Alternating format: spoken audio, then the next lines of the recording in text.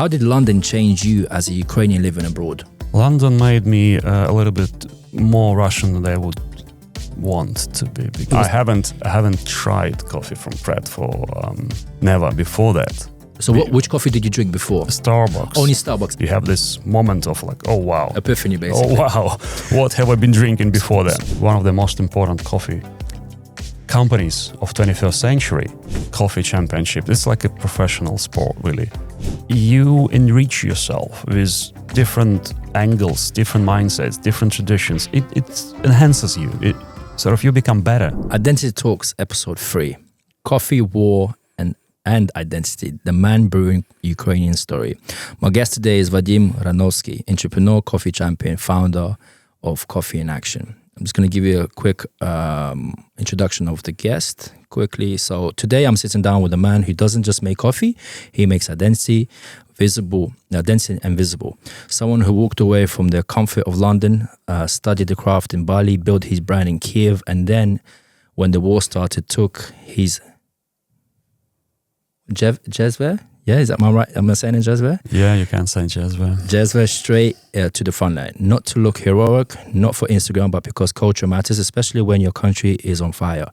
Vadym Granovskiy isn't just a coffee expert. He's a Ukrainian who has rebuilt his understanding of home, belonging, and responsibility across 3 different worlds. And that's exactly what Identity Talks is about. The message truth of who we become when we move, migrate, return, and evolve. No filters, no soft questions. Let's talk about identity, war, culture, and what a simple cup of coffee can mean when everything else is falling apart. Vadym, thank you very much for being on my English podcast. I know you were in my Ukrainian podcast almost about 2 years ago, and you spoke about yourself, you spoke about the war, you spoke about coffee, and especially Ukrainian, how Ukraine, when coffee came to Ukraine as well, because this is very interesting, because a lot of people don't know this information. Even I didn't know this information. I got a lot of questions to ask you today, but I want to know a little bit about yourself. Could you tell us, to our audience, who are you? Alex, it's good to be back. Thank you. I love the introduction. Pretty creative, strong words. The question you ask, who you are, is very complex. I don't think many people can give a simple answer to that. So if we have to build our conversation around identity, then clearly I have a hybrid identity, a cross between being born in Ukraine and building myself professionally and personally in the UK and some other countries. As you mentioned, I spent a few years in Bali in Indonesia. And technically, I've shared my life between 2 countries, Ukraine and UK, for 25 years. Mm-hmm. So you were born in Cherkasy, right? I have been born in Cherkasy. Where is Cherkasy in Ukraine? Central Ukraine. I would dare to say the very heart of Ukraine, because no matter what happened to Ukraine politically and geopolitically, Cherkasy stayed Ukrainian. Bogdan Khmelnytsky, the man who conceived modern Ukrainian government, Hetmanshina, if we talk about sort of recent history, was born in Cherkasy region, as well as Taras Shevchenko, the man who shaped identity, language, culture, and Ukrainian consciousness. So 2 of the prominent figures shaping our Ukrainian world have been born in the very same region I'm from. That sort of motivates me greatly. I know from Ukraine you moved to London. Which year was that? Which year did you move to London? Just quickly. In a week, I will be celebrating the 25 years. I moved to London as a student on 27th of November 2000. Exactly. Wow. And then I know you lived in London for a bit. This is where you got your craft of coffee. And then I know you moved to Bali for a bit as well, right? It's true. I've spent 10 years full time in London. I was a student, and then eventually I had, let's call it, a corporate career. I did move to Bali on some stage, and I've spent 2 years in Asia. So yeah, that's sort of different pages of my life, shaping me as a person and as a professional. And from Bali, did you move back to London or did you move straight to Kiev? I did move back to London. I have never been fully back to Ukraine before 2014. Okay. I know you're a champion of traditional. Again, I'm sorry. Jazva. Well, can you just quickly say what is jazva? So for our audience to know what is jazva, because I know from when you were speaking to me in the Ukrainian podcast, but let's talk about. It's very simple. Well, the fact is, jazva is a coffee brewing pot. Normally, it's copper. The design of this brewing pot, jazva or ibrik, there are some other names, but basically, it's a long-handled copper brewing pot. Mm-hmm. The design didn't change for 500 years. It was invented by the cook of Suleiman the Magnificent. It's worth noting that his wife, we know her as Roxolana, was a Ukrainian lady, Anastasia Lisovskaya. And there is even connection to coffee culture of today. The legacy of this lady is that she changed the way we consume coffee by adding sweets or dry fruits to balance out the bitterness. So jazva is a brewing pot created by the cook of Suleiman the Magnificent, the Ottoman Sultan. And it spread, this culture of consuming coffee spread across the world pretty fast, and it changed the way we think. I think cognitive processes were forever alerted by presence of caffeine. And Ukraine embraced the coffee culture and jazva. We call it turka. Well, people call it turka in Ukraine, but some people call it jazva, which I prefer with respect to the roots. The word jazva comes from Arabic, comes from Turkish, and even from other languages. It's jazva is sort of jazva is a Ukrainian way to say jazva, but it's still a quite complicated word and a quite complicated history behind it. I know you're the founder of Coffee in Action, which we'll be talking a bit later on.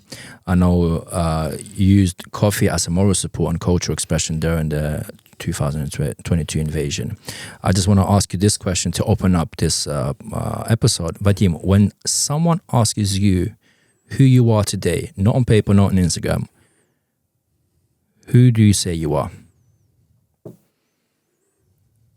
I normally say I'm Ukrainian living in London. Occasionally I say British Ukrainian, Ukrainian British, but again, I don't want to fit someone's description. And again, our identity actually dynamic.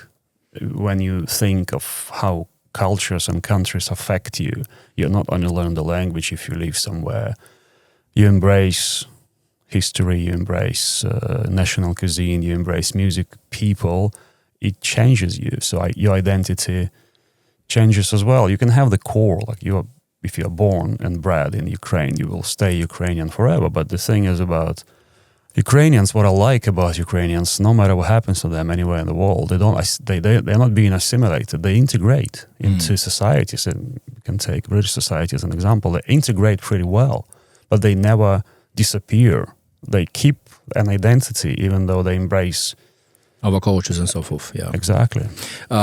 I've got loads of topics for you, but one of the topics I would like to talk to you is between three words, because you are from living in London, Bali, and Kiev. How did London change you as a Ukrainian living abroad? London made me a little bit more Russian than I would want to be, because the influence of what they call Ruski Mir, the Russian world, is pretty strong in London, and for that matter in Kiev as well. When I moved back, when Maidan was happening, we are talking November 2013, the presence of Russian culture and narratives and language was just astonishing. So I moved eventually after that, after Maidan, I moved to Lviv. Almost a year I lived in Lviv to sort of feel myself Ukrainian again. And coming back to a question, London, on that stage, when I was here as a professional and as a student, was and still way too Russian. There's way more Russian culture than it should be in the capital of the United Kingdom. And Russia works hard to keep it this way. So I didn't really consciously work on my Ukrainian identity. I always spoke the language. It's my first language, my native language. But I hardly had any practice for years. So Cherkasy, where you're from, central Ukraine, which language do they usually speak? If you go to villages, if you go to countryside, the rural Ukraine, people always speak Ukrainian. There can be some dialects, but it is always Ukrainian language. When you go to cities are, excuse my language, fucked. People do speak Russian. People do think Russian. Mainly, cities are Russianized. You can even trace it to some very famous songs. Русифіковані міста. If you remember this quote from Плач Єремії, one of the most prominent Ukrainian songs. Русифіковані міста. The cities were Russianized. And then this is a weird a situation where people in Ukraine eventually embrace this idea that Ukrainian language is sort of second-class language and it's cool to speak Russian. And I grew up with that. I had to learn Russian in my kindergarten because kids didn't understand my Ukrainian. You know, you say something very similar, second class, like Ukrainian language, second class. Because when I went to Ghana, obviously, as we know, Ghana used to be a colony of UK. When I went to Ghana, even though they have 5 different languages, and one of the main languages that they have, probably about 90% of people speak is Tree. But majority of people speak English because it's like a business class or like more of a success thing if you speak English. You know, it's like same as what Ukrainians were dealing with the Russians. A lot of African countries are dealing with, you could say, UK. But I'm going to go... without being a colony, we were colonized. Yes, I guarantee, I agree. You know, you said something, you said very interesting. You said, even you're from Cherkasy, central of Ukraine, you had to go to Lvov to film Ukrainian. Why Lvov? Lviv has this ever strong and deep presence of not only Ukrainian language or culture. I think it goes beyond that. Lviv has complexity. Lviv has many cultures and many languages dominated by Ukrainian, but there is strong presence of other languages and other cultures. And this is what I loved about Lviv. And Lviv has always been a sort of a resistance place against the influence of Russia and even Soviet culture. So I felt that I want to be there. When I visited Lviv a few times, the first time I was invited to Lviv was November 2013. There was a coffee festival, huge coffee festival, and I was invited to do a workshop there. And when I went to the city and I saw the architecture, I was mesmerized by this old town.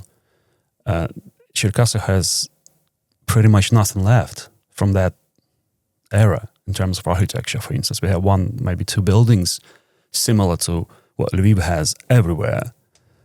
So I was actively searching for my Ukrainian roots. I was actually consciously constructing my identity. I wanted to be more Ukrainian than I was, because I realized that for many years I was just pushed towards. Would you say you were lost?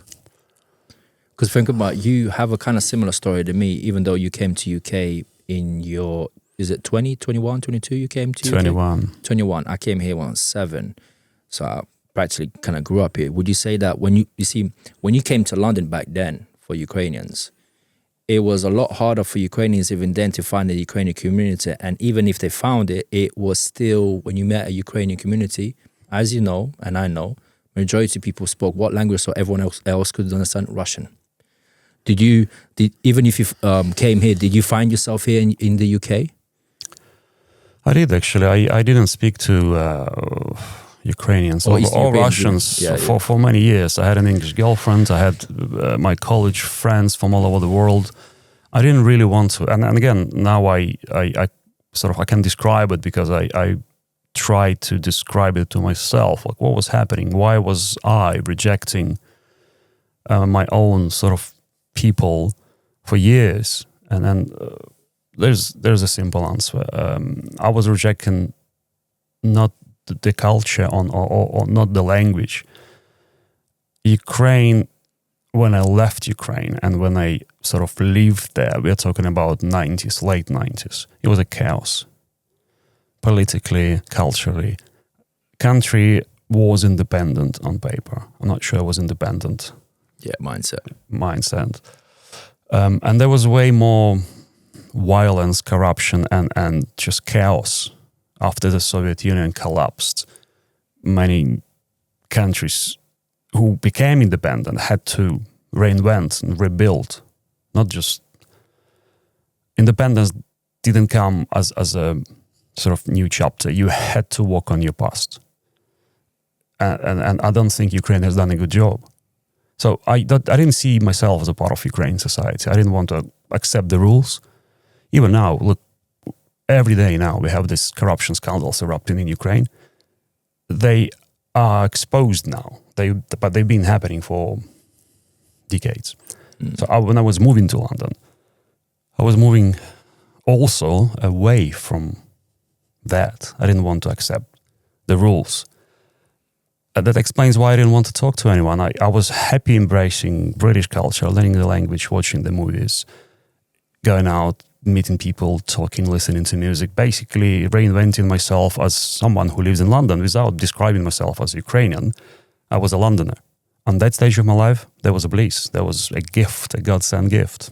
You know, in the word that you said, Britain, when you came here, the question is that what part of you became British without you realizing? When did you see yourself British? Because you used the word Londoner. How long did you stay in the UK or London for you to say, you know, I'm a Londoner? I think it takes a few years when then you know the city, you know the vibe, the pulse of the city. You embrace all these expressions, going out, and many others. When you learn the language, essentially, not just language. I knew the language when I came here. I learned language in the school and then university. But I didn't know the language which was alive. Like, what is the language we speak now? Not the books, not Dickens or Defoe. Not books, not history. What happens now? And that language is very different. So I've learned it. And I've learned many other things I enjoy about London. Street food, parks, even public transport, these double-deckers. I love them. I still do. Tube, all the vibe you have from Borough Market, for instance, or just chilling. Summer days were endless, and summer nights were endless. As a student, you just careless. You live your life without thinking, just sort of living emotionally. So that a few years in London makes you a Londoner. I would dare to make this statement. Because you come from Ukraine, you left Ukraine because obviously the late 90s, you come to UK, London, Britain. When did you find the passion for coffee? Because I know you're a professional when it comes to coffee. How did you get into the world of coffee? What was your story? Just briefly. I tried coffee which stopped the time. Stopped the time literally because the taste was surprisingly complex and pleasant, unlike anything I've tried before. And I've been drinking coffee for years in London. Again, as a Londoner, you drink coffee. Yeah. When you work, if you're a student, if you do, night shifts, late shifts, if you work, the corporate culture has this coffee breaks and overusing coffee as a fuel to keep you going. So Londoners need coffee. They function. This is the fuel for our society. So I've used coffee for years without consciously thinking what I consume. I was just having my lattes from Starbucks. But eventually I've tried coffee, which was fresh roasted concept, pretty new for me on that stage. I've tried it in Pret, I don't know, maybe 20 years ago, was a different beast. It was quality, unlike now. So I've tried this fresh roasted coffee, and I was really surprised by the flavors, the intensity, the complexity, and it was just pleasant. There was a synergy of milk and coffee, not coffee with milk, not milky coffee like in Starbucks. It was a synergy.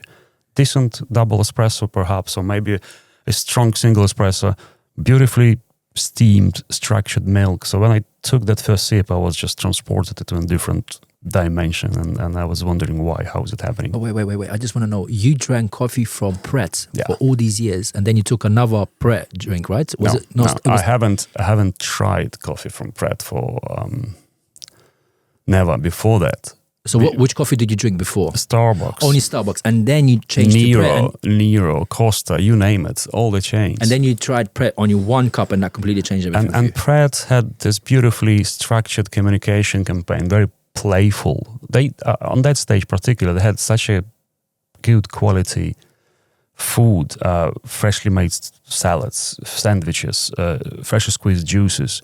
Again, back then they were way more quality focused. Maybe like Artis now. I don't know whether you've tried Artis, this beautiful food for urban crowd, as they say. This is a new concept.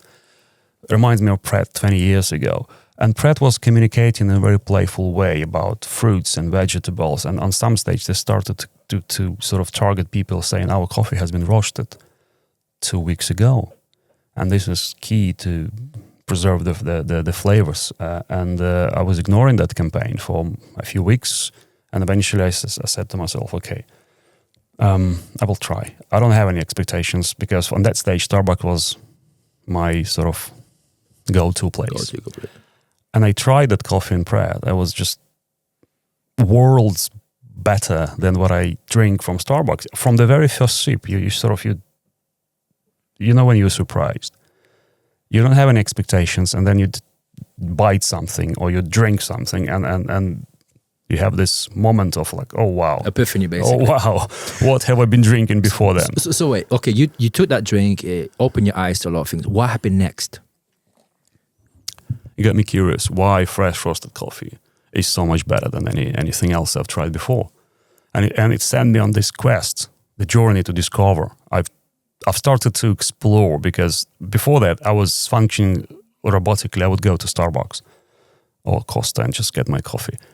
I started to go to different places, restaurants, Italian restaurants, for instance. And I realized that coffee is so much different. And it generally is way better than the Starbucks or Costa. Anywhere else is better, even if it's a small restaurant, a small cafe. Particularly if it's a small cafe, independent cafe. On that stage, I don't think the specialty coffees in London was even... I think it was conceived pretty much that stage. The very first coffee shops, espresso room, flat white, some others, we're talking 2008, 2009. On that stage, the coffee I've tried in some places were just mind-blowing. And it sent me to this quest, which... I started to think about how to make it and why it is so much better. So it sent me in a sort of professional curiosity. How do I get it? How do I make it happen? How do I brew it? So you started learning all the little things about coffee. I started accumulating practical knowledge, why coffee can be better, how it's grown, processed, roasted, brewed, why freshness is important, why quality is important. I went, just to sort of describe it, I went out of the box, because normally we're thinking about coffee in terms of convenience and price. And now years after, I think about coffee as a gastronomic experience and maybe a ritual. But price to me doesn't matter anymore. I don't think in that categories, because we're conditioned to buy and consume cheapest and fastest. I don't want that with coffee or anything else in my life. Yeah, because I know last time when I did a podcast with you in Ukrainian, after that phenomenal coffee that you made me, I tell you, for 3 weeks I couldn't touch the coffee that those brands. I want to go a bit deep. I know, we both know that in Ukraine, coffee is a big thing. I never knew it was a big thing until I think it was 2010 when my uncle came over here, and then he's like, wow, Lviv, you should go to Lviv and try it for yourself. I want to know, you were learning the technicality, the history about coffee. How did you, where did it came to you where you, maybe you were studying the history in Ukraine or Eastern Europe, the coffee? When did that came in play to you? Because you could have easily learned everything, the history, the technicality, open a business here, or maybe work for someone else who's doing coffee and carry on that way. But you took the fact that you got identity who's Ukrainian, living here in the UK. How did you, how can I say, transfer? You said, you know what, I'm actually interested if there is coffee in Ukraine and how it actually originated and how it kind of spread to the Eastern Europe and then to Europe overall, and then obviously making your own brand of coffee in action. How did you transfer? How did you intellect? How did you connect the dots with Ukraine? Connecting the dots came much later. I started to feel something, started to sort of this, I've been drawn to some facts. When you discover them, you think, wow, that just reshapes the way we think about Ukrainian culture. When I was preparing for a world championship in Istanbul, representing Ukraine, September 2013, the very first Ukrainian to enter world championship, world jazz Weybreak championship. And when I was looking for sort of stories, ingredients, because as a part of the performance, you need to create a signature drink, choosing ingredients, techniques, telling the story. That drink has to represent something. Normally represents you, your personal story, your country, your culture. So I was actively looking into our history, and one by one, I sort of stumbled upon the fact that Bogdan Khmelnytsky was a coffee lover. We are talking about 17th century when coffee was pretty limited in terms of geography, and many other facts that Ukrainian elites in 17th century consumed coffee. So eventually, now I can sort of build a timeline why coffee is part of Ukrainian identity. And if you look what happens now, coffee became this mechanism of stabilizing the mental state after what happens in Ukraine even today. If you read the news,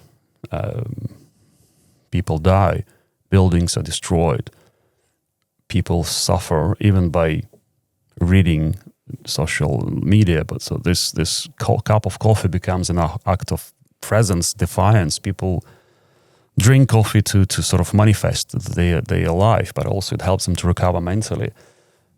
So there is this strong presence of coffee culture in Ukrainian history, and we can sort of build a timeline and see that pretty much every prominent Ukrainian consumed coffee. And even we have that legacy of Ukrainian coffee worldwide. I think I told you the story about the company called Blue Bottle from US. A beautiful company actually, because the company is created by a former musician, James Freeman, and you can see this. The aesthetic part of what they do is amazing. I consider them one of the most important coffee companies of 21st century. And they have over 100 branches worldwide. The name Blue Bottle comes from the name of the coffee shop opened by a Ukrainian, Yuri Kulchitsky, in Vienna in the 18th century. So that's the name Blue Bottle is a clear sign of respect, homage to Kulchitsky and his coffee shop, which had a house on the Blue Bottle. But a curious fact that if you look into Blue Bottle's social media, normally the logo of that company is just a blue bottle. And then spring 2022, that blue bottle changes to yellow and blue bottle. For a year, company had company's logo in Ukrainian colors, considering that Blue Bottle is owned by Nestle, and Nestle still does business in Russia. That was a very brave move to support Ukraine. So this is a legacy I want to celebrate, hidden heritage of Ukrainian coffee culture. I know I've asked you this question, but I want to return back because I know you said that you represented Ukraine in the Turkish, we call it championships, regarding coffee, and you were the first one. For you, before you attended, is it the fact that you were you in Ukraine? Did you have a business in Ukraine? Because I know there's a part where you came from London, you went to Kiev, you opened your own coffee shop. That's when you've entered the Turkish championship, or was it before that or after? It's called Is Vadym Championship. It wouldn't be correct to call it Turkish. Normally you call it Turkish coffee, but then try say it in Greece, you would be in trouble. Okay. The brewing method is sort of very popular in huge part of the world. If you go to Balkans, Bosnia, Ukraine, many countries, including Cyprus, Turkey, Greece, brew coffee in the very same way. So that's why it's called Is Vadym, a very sort of politically correct way to embrace two main cultures. I went to that championship representing Ukraine by coincidence, because when I came back to London from Bali, I contacted UK Is Vadym champion, a Turkish lady called Hava. The reason why, because I started to learn coffee academically. I enrolled to London School of Coffee, learning some essential barista skills, and I also wanted to perfect some other brewing methods, including Is Vadym, which was it was native for me. My family did coffee this way. So what I was not happy about, that I could brew coffee, a pretty good coffee, any other brewing method, espresso, any manual brewing methods, Chemex, V60, Kalita, you name it, AeroPress, siphon, complexity is there. Like I could sort of create a beautiful cup of coffee pretty much by any brewing method apart from Is Vadym. The results of Is Vadym on that stage, I wasn't happy. I was thinking, like, what's wrong? Why is this coffee not tasty? So I started to obviously do my research. Eventually I found this lady and I asked about private lessons, and she agreed. So she started to sort of teach me. That took me to apply. I realized there is a world championship, and I applied as a volunteer to go to that championship as a volunteer just to help. And then I got a call from organizers, and they told me, "We know you. Howard told us about you. You are Ukrainian, right?" I said, "Well, I am. I live in the UK, but I am Ukrainian." Were they shocked to see a Ukrainian coming to this kind of stage? Was there a little shock from them? I think they were surprised. Why? Because Ukraine on that stage didn't have a chapter of something called Specialty Coffee Association, and Ukraine didn't have the championship, Is Vadym championship. So they had no idea. The organizers of the championship had no idea that this brewing method is very popular in Ukraine. They never had anyone in this closed, sort of semi-closed world of professional coffee championship. It's like a professional sport, really. You don't come there from the street. Yes. It's a procedure. So they were surprised that there's a Ukrainian who does brewing by Is Vadym, and then they said, "Well, why don't you become a competitor, not a volunteer? Just come as a competitor." And because there is no on that stage, there was no championship, Ukrainian championship, national championship, and we didn't have even the chapter of Specialty Coffee Association. So they had to use a procedure called nomination. So if there is no chapter and there is no championship, a regional representative covering the entire region. On that stage, there was a guy called Chris Spears who was based in Moscow. He was trading green coffee, and he was sort of covering the Eastern European region. And he nominated me to sort of follow that procedure as a representative of Ukraine. And I went to the World Championship, and I went to the final, and I reached number 4, which was pretty respectable result. And that's the defining moment of my life, actually, because I realized that not only I like coffee, Appears Coffee likes me, I'm on a level with professional. You remind me when they were shocked of, you've seen the film Cool Runnings. What is it called? Cool Runnings, where the Jamaican, we call it, usually winter sports, you have, Canadians, the Russians and the Americans, they're doing their, we call it ice when they roll down the hill, winter sports. I got and it. this time there was the Jamaicans. It's like seeing a country that doesn't have snow and actually attended. The reason why I'm asking is because Ukraine, as I know, and as you know, Ukraine is very specialized when it comes to coffee, and there's lots of professionals. And as you saw, because obviously when you returned to Ukraine from when you were in UK, you returned to Ukraine, and obviously you got your training in Bali as well. When you came to Ukraine, and you saw professionals as well, and obviously you saw that you can obviously change a few things and make it even better, whatever the case is. But I'm just surprised that no one from the Ukraine at that time were in certain competitions around the world showing the skills what they have, because like you just said that when they asked you, said where you're from, and you say you're from Ukraine, even I would be shocked as well. To be fair, there were Ukrainians competing in different championships. There are a few championships. The biggest and the most popular, let's compare it to the football World Cup. It's called World Barista Championship. That's the biggest and the most popular. So there were Ukrainians competing in other championships. But there were no Ukrainians competing in Jazve Championship, and there were no national championship. So Ukraine was sort of entering this specialty coffee thing. It was relatively new market as well. Ukraine has been volatile in always economically, culturally. So the same situation was in the coffee industry, and Ukraine was making sort of first steps in this independent specialty coffee scene. So I was actually the one who organized first and second Jazve championships in Ukraine, the national championships, and now it runs every year. Would you say that you kind of opened that pathway, that gateway for other Ukrainians to follow your lead in being in these kind of championships? I think it generated a lot of interest, and I became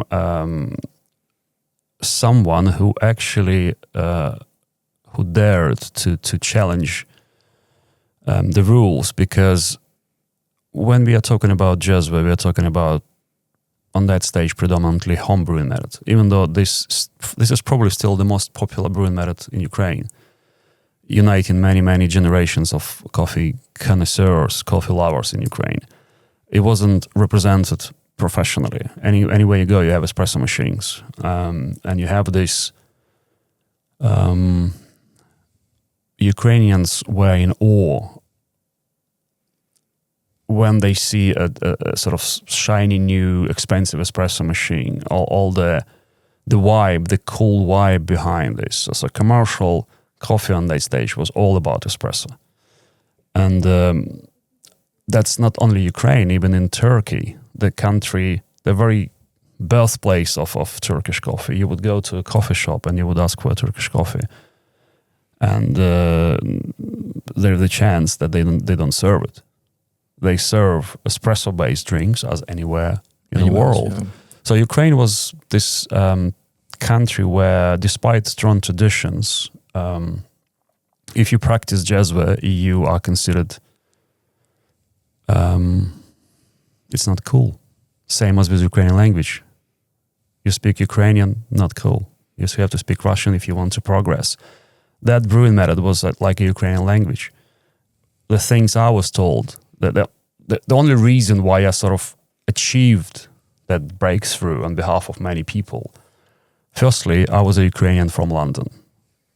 So there was this sign of respect that you come from abroad, you achieve success abroad, then we can celebrate you. But if I was just a Ukrainian trying to break through, there is no way I would succeed. This is where I want to go to another topic.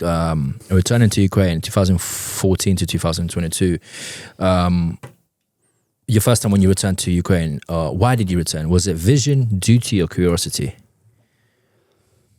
None of those. I have every year since I left Ukraine, I would spend a few weeks, months, depending on my sort of life conditions in Ukraine. So it was at least 2-3 holidays a year.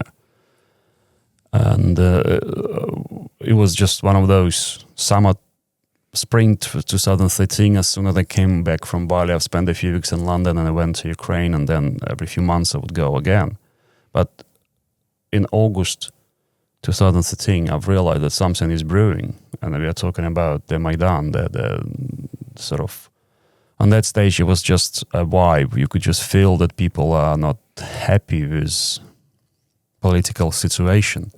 There was this resistance. You can feel it, what people say, how they behave. So I realized that something is brewing, and eventually that's exactly what happened. Can I ask you this? When you did return to Ukraine, did people treat you as a Ukrainian or as a guy who lived abroad? Very interesting question. Depending on who you sort of connect with, because I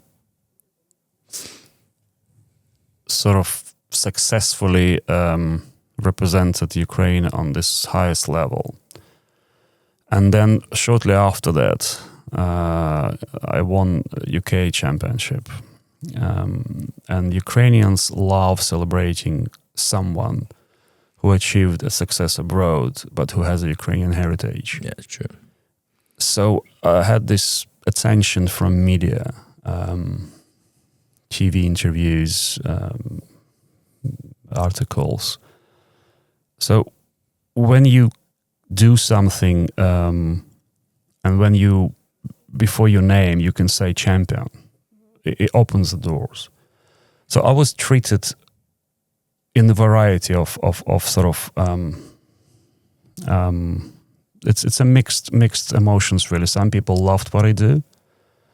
There was also a lot of envy, and there was also a lot of irritation, like, who is this guy? Why is he saying these things? Why is he doing these things? Why he's not asking us? We are running the show. Why is he changing the way things are done here? So I challenged some long-standing traditions, and they were bad, outlived, corrupted even traditions. But wouldn't you say, because the fact that you lived abroad, you lived in the UK, you lived in London, multicultural, you've seen how things are done here, plus you were on Bali, you got the training there. And then obviously when people just see you as a Ukrainian, they assume, he's just Ukrainian. Okay, we're shocked, we're going to accept him. But the fact that you are challenging and saying, listen, you can improve this, you can do this. I think the fact that your identity in London and other places that you consumed, that changed you. And not only that, I also see the Vadym, that the fact that you're not just thinking about changing, but you're thinking about making yourself to be a professional. And if you're consuming from other professionals, you want everything else that you enter, you want it to be professional, don't you think? I think these cultures and countries had an impact on you for you to bring in, because you wasn't just a unique Ukrainian, because there's a lot of unique Ukrainians that live in Ukraine. And like, as we know, because we're both Ukrainians, we know that the fact that a lot of Ukrainians before coming to UK, they thought, wow, UK is going to be great, wonderful, I'm going to be earning this kind of money, or maybe they're thinking money just drops from the sky. A lot of Europeans think that. But as people come here, they start seeing the reality. It doesn't work how it is, because obviously a lot of people have illusions. And when people saw you for the first time, saying, he's on your Ukraine, yes, we're going to give him a chance.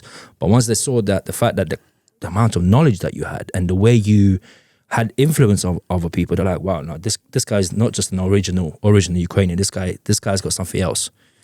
Many Ukrainians who go abroad learn different. Well, they sort of absorb different knowledge, leadership. Yes. For instance, or even if you're exposed to different cultures, different languages, you enrich yourself with different angles, different mindsets, different traditions. It enhances you. You become better. You become more multi-tooled, like a Swiss Army knife. So when you go back to Ukraine, which is still occasionally you see this sort of monocultural approach to everything. Everything is black and white. This is the way we do it, and everything else is wrong. But when you... This is pretty philosophical, what I'm going to say. When you create something new, you don't challenge what is around. Eventually, I've realized that I don't need to challenge. I've done my bit. I've done as much as I could, but now it's time not to challenge, but to create something. And I opened the coffee shop, and I started making creating signature drinks. One of them you know pretty well. It's well known by now in UK and worldwide. Coffee with a pomegranate juice. So when you create something, you enter a entirely different league. You become an artist. You become a creator. Literally, the world is your stage. You come out, you serve something new. That heritage comes from the championships, because I traced it back to competing, when every time you compete, you need to create a signature drink. So that the championship puts you in a position of creating something new. Let's be honest, how many people do create something new? Unfortunately, very small percent. Most of people consume what is around, what they're conditioned to believe. In many countries, Ukraine including, traditions become these barriers for innovations. Now Ukraine realized that this creativity and then bravery in creativity is our superpower. We can find sort of asymmetric solutions to pretty much any challenges presented to us, but we had to overcome this existential situation, war, before we realize that there are no rules. We have to find an answer to everything which comes at us. I think Ukrainians became very creative, especially if you're fighting such a force like Russia with big guns, artillery, machines, whatever. And then you know that you're a small army or going against a big army. You have to be creative and you have to be maximum effective in a way. And I'm not just talking about the army. I'm not talking about just Ukrainian army. I'm talking about Ukrainians almost everywhere, in Ukraine and also abroad. I want to ask you a question. You know, when you came to Ukraine I know you traveled to Ukraine, but I want to ask you, when you went to Ukraine, because you went to Kiev and you opened up your own business there, because you started living there, what really shocked you the most about Ukraine after coming back? Because remember, you used to go to Ukraine, I was on holiday 2, 3 weeks or a month. But when you actually went there, not just on holiday, but you actually went there to actually live, what actually really shocked you? Because remember, when you left Ukraine in early 2000s, when you actually came back for good, what really shocked you? Probably the how poor we are. Poor, I mean, the standards of living, how poor people are, the way they live their lives. And another thing, there is this weird similarity between Balinese society and Ukrainian society. And most of the people are not going to like what I'm going to say, but in Bali, it's a caste society. You have this I think it's called caste, right? You have 95% of Balinese are Shudra. They are peasants. They have this very limited opportunities. And then you have people who do trade, that you have people who are warriors, you have Brahmins who are the top caste. Suddenly, when I sort of live in Ukraine for a few years, I realized that in a very sad way, Ukrainian society is also structured in the same way. You have some opportunities, but you don't really get an access to opportunities or resources. And everything is divided. And 95% of Ukrainians are peasants, and people from above want to keep it this way. It may be slightly different in big cities like Kiev, because Kiev attracts top professionals from all over the country, and slightly different rules apply in Kiev because it is a capital. But then generally, society is structured and it's pretty difficult to break through. So when I sort of realized that, And I discussed with a few people, and they told me, yes, we call it klanovость. It's not caste, it's a clan. It's if you want to be a judge, or if you want to be a member of parliament, and so on, all this comes with a price. And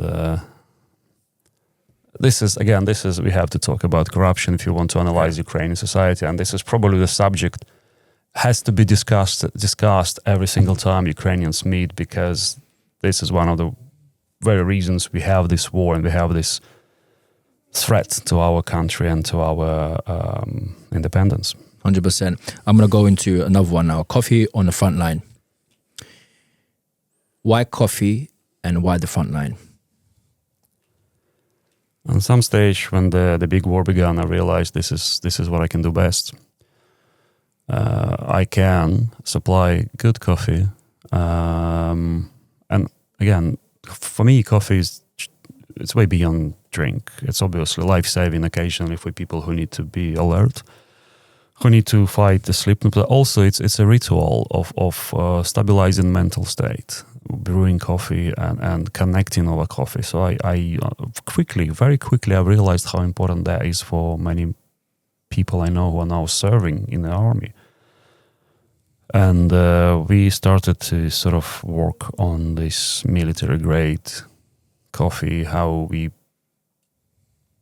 package it, how we send it, and how we use it. And I visited a few military bases teaching how to make coffee, and pretty much no access to anything, maybe just sort of heating element of mobile heating element. So logically, after all that experience of making coffee, I wanted to reshape what I know into a military-grade coffee project, supplying coffee as a charity to armed forces of Ukraine. When you say military grade, what do you mean by military grade coffee? Obviously, when you run a sort of premium coffee service, your target is quality, flavors, service of the highest standards, so it's premium. But military grade is something simple, strong, reliable, heavy duty. The way the coffee you buy, the caffeine content, for instance, or the roasting profile, it has to be liked by the soldiers. Very often simple men with very simple demands and pretty basic standards, and it has to be affordable. It has to be packaged and ground in a very simple way. So you can just open the packaging, put this coffee tub into a mug of hot water, and you get decent coffee within a couple of minutes. So it's not fancy coffee. It's not even. It's a simple, functional, heavy duty. Anything done for military has to be sort of. Let's call it heavy duty. Simple, reliable, indestructible, affordable. Obviously, I'll probably already know the answer to the question, but I would still want to ask: can a cup of coffee really influence morale in war? Oh, big time. From the science, when we know how caffeine and many other biologically active compounds from coffee, how they affect our brain and our nervous system. And again, let's not forget, coffee is often used to treat depression. When you drink coffee, there are some cognitive processes and sort of metabolic processes which are kickstarted by consuming a cup of coffee, and it always leads to improving your mood. Imagine, if you live in London, imagine all these rainy, cold mornings without a cup of coffee. So this is sort of the functional part, the science, the biochemistry. Caffeine is a nootropic substance. Every time you consume coffee, you have a certain dose of caffeine. It does a very simple job. It boosts your cognitive performance. It boosts your physical performance. And obviously, it lifts your mood. So coffee becomes a tool, a very mechanical tool. You consume it, you get the result. It gets you through. you don't fall asleep, for instance, or temporarily you boost your cognitive and physical performance and you are better, 5% better in capacities, all capacities you have. And maybe you just need that temporarily for a couple of hours to get the result done. So coffee helps. But the ritual of making coffee, there are many psychological, even sort of meditative sides of preparing coffee. And let's not forget the social rituals we built around coffee. We connect to other people. So we create this circle of trust or circle of support simply by brewing coffee and inviting 2 people, come and share coffee with me. And this is exactly what I try to achieve, to create a brewing tool and the packaging so someone will just brew coffee, not only for himself, for 1 or 2 colleagues. Yeah. I want to ask you this question. No, thank you for that, because obviously when we see coffee or someone brewing tea, we always associate as a relaxation, to relax. What did the war reveal about you that you didn't know before? You know what? And the war started for me way before than it actually started. The war within me started during the COVID. 2020. 2020. This is when I felt that I want to leave Ukraine. I don't want to be here. What I saw, and again, I worked for different high-profile events. World Economic Forum, a Ukrainian house in Davos, jazz festival called Leopolis Jazz Fest in Lviv, and many other places where so-called Ukrainian elite come. So when I was listening what they say and how they behave, I already sort of started to think like we are doomed, that this country will have this horrible results of these people being in power. And then during the COVID, I realized that this is exactly what was happening. The way our industry was raped by the government decisions and the corrupted officials, I was shocked. And I can compare to UK, the way UK supported the businesses here, particularly hospitality or coffee shops. Like I have so many friends who went through COVID with dignity as a business owners. And then I compare to what happened in Ukraine. So that sort of war, the sensation of destruction began then. But when the war came, I didn't want to believe that it happens, but it eventually did come. So what I realized that COVID was beyond my control, and there was nothing I could do to change, even to protect my family. And when the war came, there was even sort of the sharp feeling of being nothing. Like Helpless. I'm helpless. As a man who created a business, who achieved some remarkable results, who employs people, who has a family, on some stage I felt like I can't do anything even to save the lives of people I love. So that was sort of the very last. Well, I lost my mom. Like my mom died in May 2022, and there was nothing I could do to save her. Like she sort of gave up, and then that war was the last drop. Like that, she realized that the world changed, and she has no place in that world. So what war revealed eventually that I have to go. I don't want to live here anymore, and many reasons why, but COVID and war were very similar in its nature. It's something way beyond your control. And obviously during the war, I think there are moments where, because I stayed for I think 6 months after the beginning, there were moments where I think I could have lost my life. One wrong turn when I was sort of driving around, taking families to the Polish border, we could have been just killed by Russian soldiers. Let me continue with you. Representing Ukraine abroad, I've got a few questions here, because I know you do represent Ukraine abroad, especially in the UK.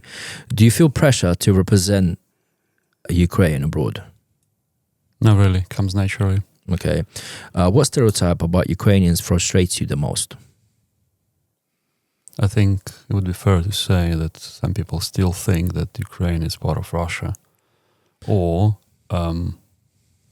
one nation, as Russia tries to put it across. Do you get that in your private conversation, or do you get that when you're going to events and people actually try your coffee and they tell you they say these words, or is it just a private conversations that? I don't think I have many people in my own circles who fall into the trap of thinking that Ukrainians are Russians. But occasionally you have that. And again, let's not forget that Russia invested centuries and millions into creating what they call Ruski Mir. And let's admit, it's a very successful concept. So people around the world are in love with Russian culture. And that what we see is Russian culture becomes this cover for pretty horrible content. What you have inside is cruelty and death. But outside you can have Bali or Dostoevsky and the rest. Cool. How do you think global culture sees Ukraine now? I think many people and many countries, we are talking about elites who run the countries, actually realize that Ukraine is a global asset. A global asset culturally,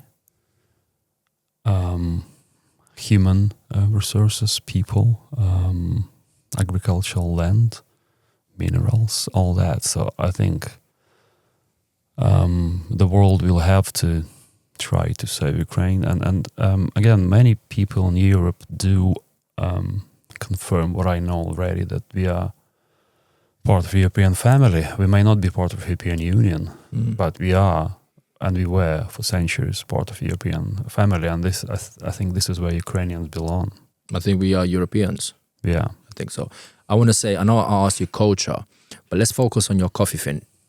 What do you think global, say the globe, would you say the globe, how can I say, the best way for me to ask you is that, would you say the globe understands that Ukraine also makes great coffee?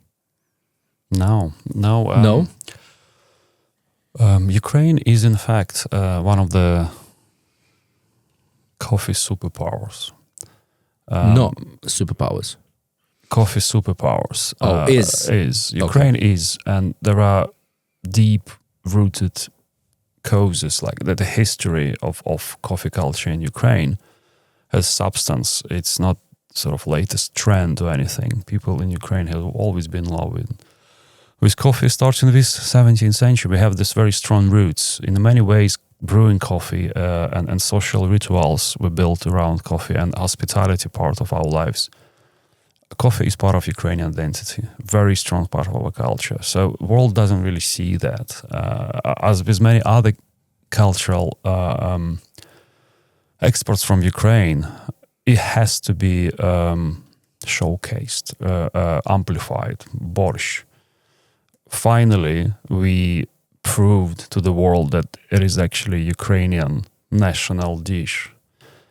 And symbolism is very important, and emotions are very important when you talk about getting to know a country. So people think in these stereotypes, and then you can name a few meals, a few dishes, national dishes. Say pizza, everyone thinks Italians. Italy. Yeah. Years ago, there was nothing of that in Ukraine. I mean, even now, people would go about borscht, vareniki. Coffee is not. What about salo? I don't think it's still, internationally recognized. I mean, it's a niche product, very Ukrainian, but most of people would name just a few meals and a few dishes, national dishes. So gradually, we have to introduce more and more. We have to talk about people who are Ukrainians but who have never been considered Ukrainians. We can talk about Sikorsky, or we can talk about Malevich, or we can talk about Ilya Repin, and many other people who made the global cultural impact. But for centuries. They were claimed by Russia, and many people think they are Russian. But in terms of coffee, I think something is brewing in Ukraine. Well, pun intended. Something is brewing because we create different brewing devices. For instance, there is this brewing cone called Dotyk, which is created in Ukraine. There are champions in different disciplines popping up, Ukrainians. Many Ukrainians went abroad, opened coffee shops, or employed by coffee shops, and create drinks, create trends, create ideas. Many people become champions in different countries. They are Ukrainians, but once they represent a particular coffee shop for a few years, and they become a specialty coffee association member in Austria, for instance, they can compete for Austria. And I see it happening. So Ukrainians are making a global impact. And I think eventually we will be recognized as a global power in terms of coffee. We have that superpower. We do create. We are very brave in creating. We challenge stereotypes. We have traditions and roots as a fundament, as a platform to build. And I think it's a matter of years before world will realize. Professionals already know, even before the war, Ukraine has this positive dynamics. For a number of years, we had number one in terms of this top sport, in terms of the number of coffee shops being opened. So Ukrainian coffee shops, the numbers of new coffee shops were just skyrocketing. You know, Vadym, you said something in your when you were speaking about making it more aware. I want to say something that I've noticed in the Ukrainian diaspora. And I do understand one bit why Ukrainians do this. Because of the war with Russia, Ukrainian language became very, very important to many Ukrainians. A lot of Ukrainians that live in Ukraine were majority speaking. A lot of them were speaking Russian. Now people speak more Ukrainian. And that's another thing that a lot of people still learning to accept. That's another thing.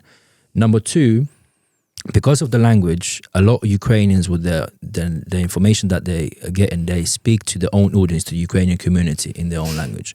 But the problem that I saw while I was in the Ukrainian community, I saw that no one's doing English content. No one's doing, like you said, talking about coffee, doing it in English, to giving it to the wider audience, letting people know about not just Ukraine, the fact that there's war, but knowing the culture, the people. And as me and you both know, a lot of Ukrainians came here, they opened up different businesses. And that's wonderful. In the Ukrainian community, as we both are, we know these people. But a lot of people in other nationalities don't know, they don't understand. And it's not just the fact that we need to represent Ukraine and just to show how great Ukrainians are. They're very creative, and that's all wonderful. But one of the reasons why I've opened up this podcast is that I do want Ukrainians to learn about other cultures as well. It should be 50-50 learning from each other, because there was a conversation that I had about mixed race, having an interracial relationship. And one Ukrainian woman said it's actually a good thing to have, because when you're getting married to another partner and the partner's from a different country, that partner now understands there's a country that's Ukraine, there's culture, there's people, and blah blah blah. People are different, and that's how you kind of learn about other people and other cultures. And when I listened to this conversation, it was interesting, because that's why it gave me ideas. Thinking, how do I make this podcast, make it interesting? Because now you're speaking English to me. Now you're gonna have available a few videos, and people get to see you, and maybe to collaborate you in the future, which is very important.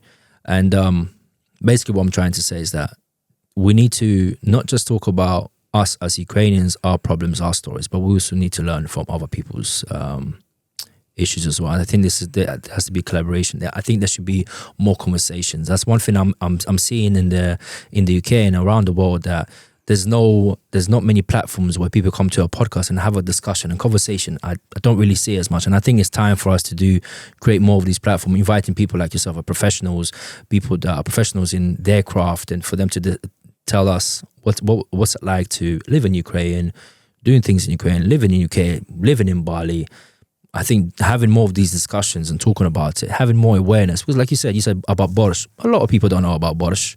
Maybe if we brought borscht here, brewed it here ourselves and actually showed it to people with the audience, yes, people can see now borscht. Everyone knows coffee, like you said, but pizza. Pizza, as soon as I say pizza, I know it's Italian straight away. If you say French fries or burger, I straight away assume it to America, USA. It works like that. Same as like, because we're both Ukrainians, we know what salo is, we know what borscht is, we know what is, I don't even associate vodka, I associate horilka. Now, horilka is another thing. A lot of people don't know what horilka is, but when you say to them vodka, they're like, okay, I know what vodka is. But why is it that they know about vodka? Because they know that the Swedish, the Finlands, the Polish, and the Russians love drinking vodka. You know, kind of just. Anyways, I think it should be compulsory, and it's not. It's not a joke. I actually am serious. It's compulsory for Ukrainians. It has to be compulsory to travel. It has to be compulsory to learn another language. Not only Ukrainian language, because again, when Ukrainian language is spoken, it sort of protects us from Russia, which our biggest problem now, the neighbor. But also, if English is spoken, if you look into European countries, pretty much any English mostly is a second language for many countries. People just speak English fluently, and I think culturally, if Ukrainians can learn from this European culture, I'm talking about traditions and rules and laws. There are many valid, strong values we have to embrace to phase out this Soviet heritage and instead fill it in with some European values. So I think it should be compulsory to travel and experience, broaden your horizon and mindset. The other thing you said about communicating to the world in the language they understand. Obviously, English helps. Food and cultural diplomacy is to me, looks very undervalued by Ukraine, by the country, because truly, culture and food in particularly, and coffee for that matter, is a soft power. You can enter, I often do, enter the place where words cannot be spoken or there are certain restrictions and rules and you can't say things and you can't do things, but then you can actually create coffee and talk about Ukraine through coffee. And that breaks an ice. It gives you an opening. Once people taste something new particularly, if they see the story behind it, there's this emotional memory created and they are sort of open up. So I think talking to people in the language they understand, English, or in the language which doesn't have to be translated, culture, food, coffee, will help us to bond. And I actually love what is happening between Ukraine and UK right now. All this strategy of sort of uniting this 100 years agreement. Those are not just words. There are knowing English, British mentality. This is a strategy. It will be implemented step by step. And I think Ukrainians will benefit greatly from learning from UK. Equally, UK will benefit greatly from the Ukrainian input, and I see British politicians of Ukrainian origin making important decisions for the good of this country within the next few years. Regarding that, when you said about global, is a new global Ukrainian identity being born? Good observation. Yes, I actually do not see a strategy of 20 million Ukrainians living abroad. I think a new and much bigger Ukraine is being born. And I tend to think that this 20 millions, it's like a neural network of Ukrainian neural network. It's a huge diaspora, which helps greatly to Ukraine by, even if you count donations. We are probably talking about one of the biggest investors in Ukraine, the Ukrainians from abroad. And it was like that for years when I used to work for a publishing house connected to a company specializing in transferring money to former Soviet Union countries. And when we were analyzing how much money Ukrainians who work abroad send to Ukraine, they were the biggest investors. The sheer amount of money sent to Ukraine, to their families and relatives, was just astonishing. And now you can multiply it by 10 because pretty much every Ukrainian who lives abroad now is involved in helping and donating. So I think it builds this bond, and this bond is not going to be destroyed when this war is stopped.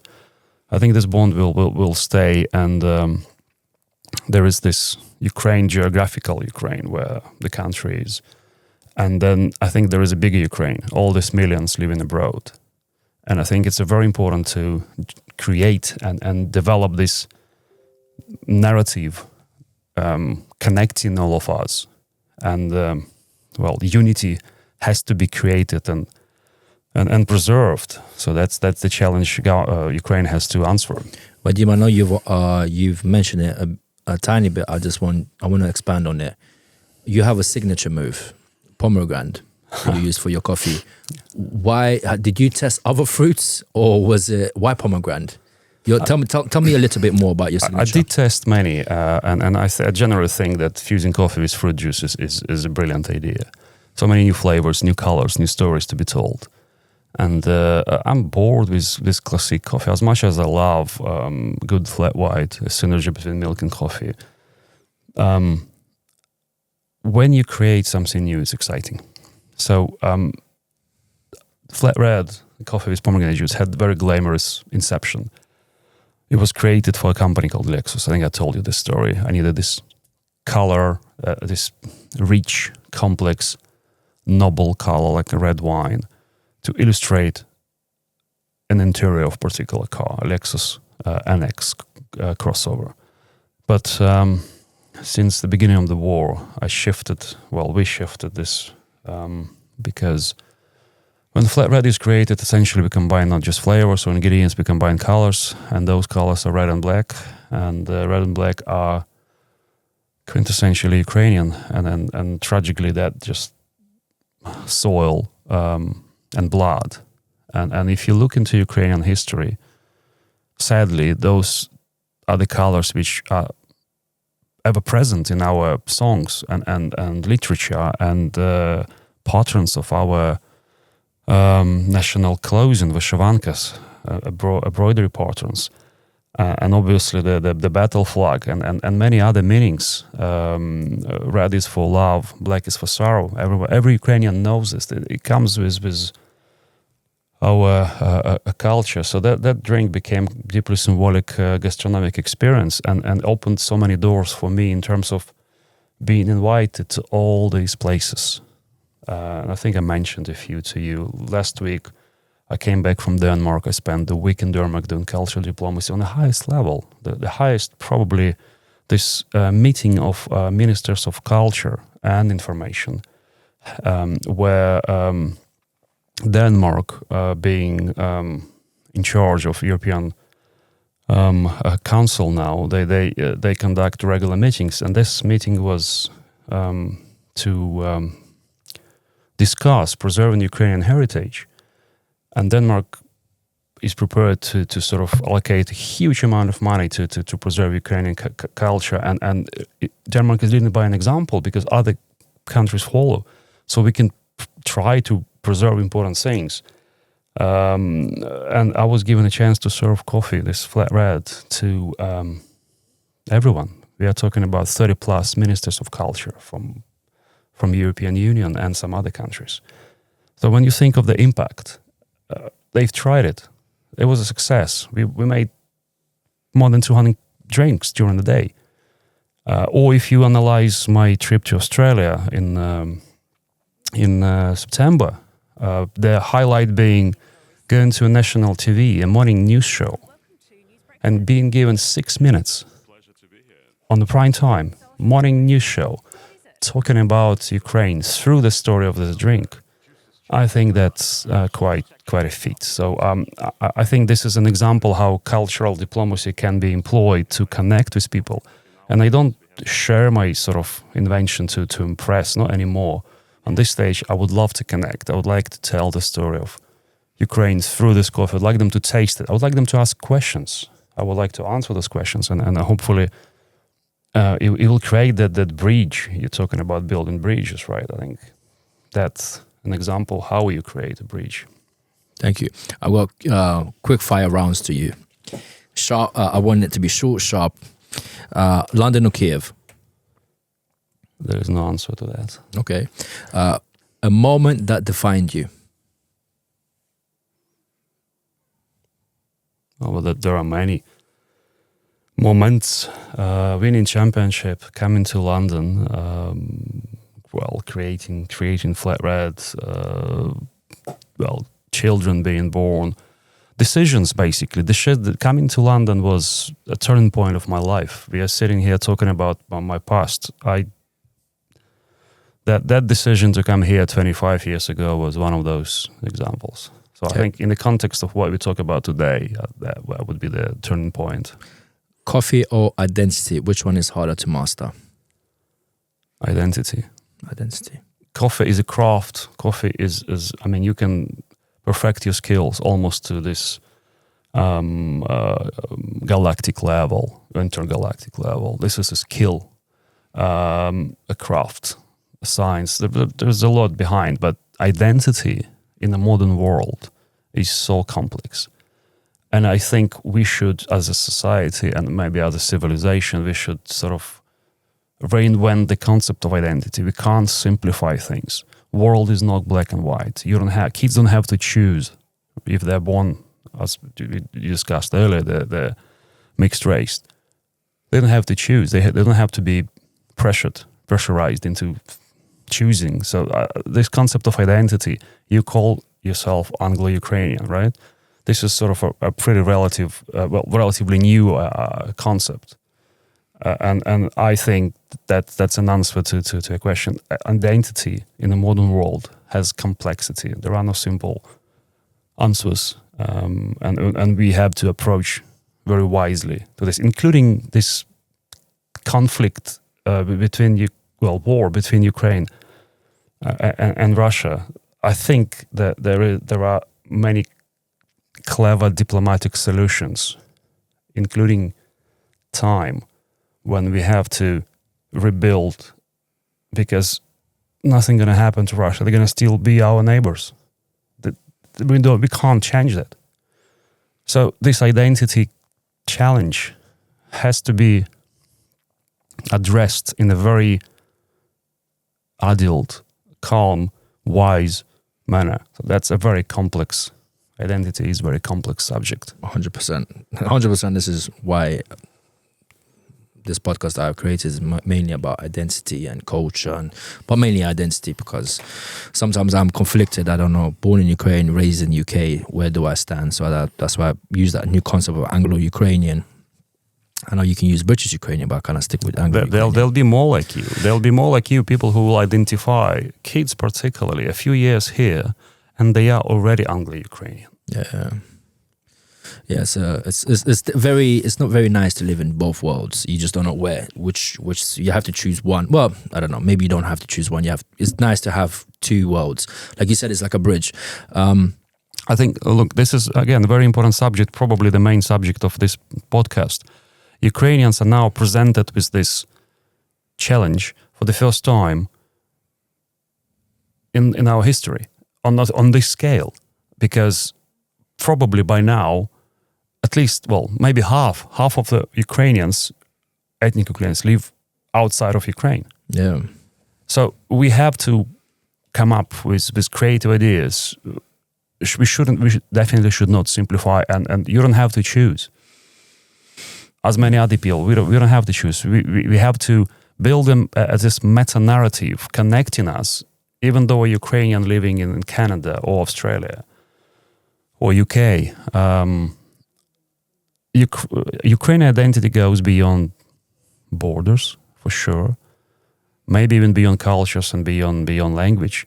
there are some Ukrainian people who don't speak Ukrainian. I've seen them.